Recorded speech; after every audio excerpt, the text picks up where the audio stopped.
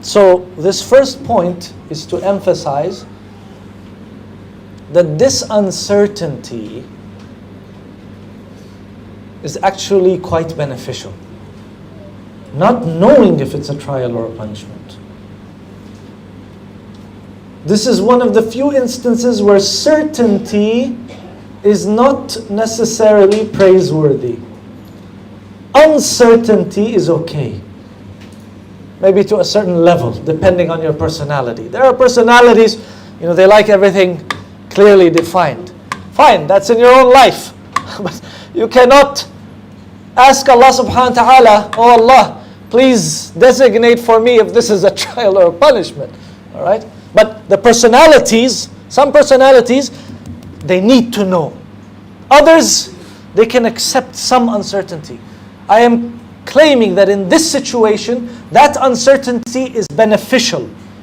Because certainty will necessarily lead to complacency.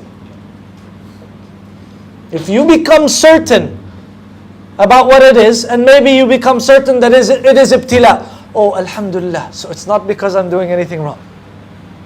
Okay, and it means I am perfect, maybe not perfect, just less than perfect. I need to change nothing. I can continue the way I am. Complacency.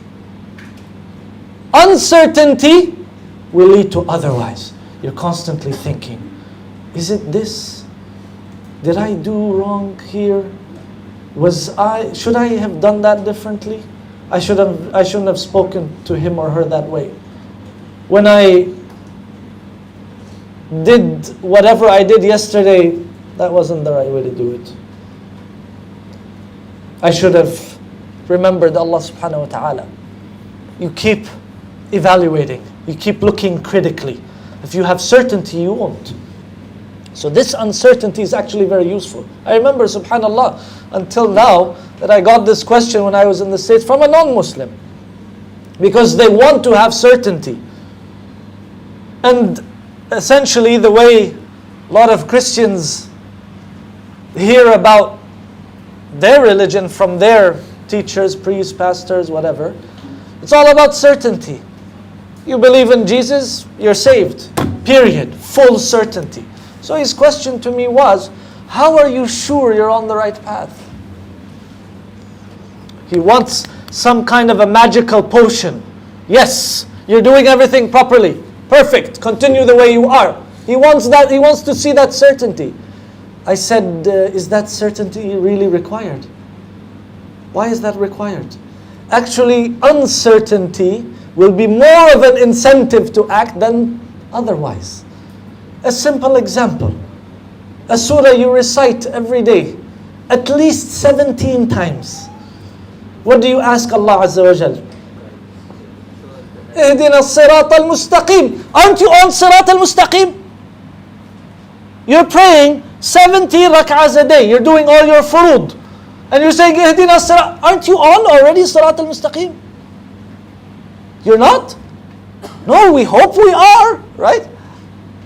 But that margin of uncertainty that incentivizes us to work, to do more. Not knowing, am I doing it properly? I need to do better. I need to improve. As opposed to certainty. Did the Sahaabah have certainty? Yes. Many of them got glad tidings of paradise. Allahu Akbar. Done. Go to sleep. Abu Bakr, go to sleep. Umar, go to sleep. Uthman, go to sleep.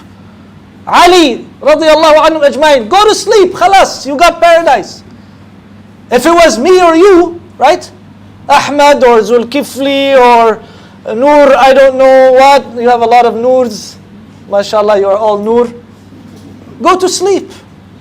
If you got now a piece of paper, Alhamdulillah, you are of the people of Khalas, Alhamdulillah. Sit on Dr. Cafe until the day of judgment.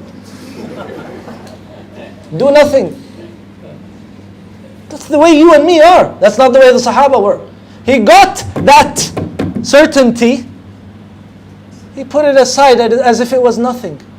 Not disrespecting Allah subhanahu wa ta'ala, But look at the level of self-criticism and self-deprecation. I need to do more. And then they die on their deathbeds and they still say, I don't know if I am going to the pleasure of Allah, or God forbid I am going to the wrath of Allah. But he got already the guarantee. Humility with regards to the relationship with Allah subhanahu wa ta'ala. This uncertainty that we are talking about.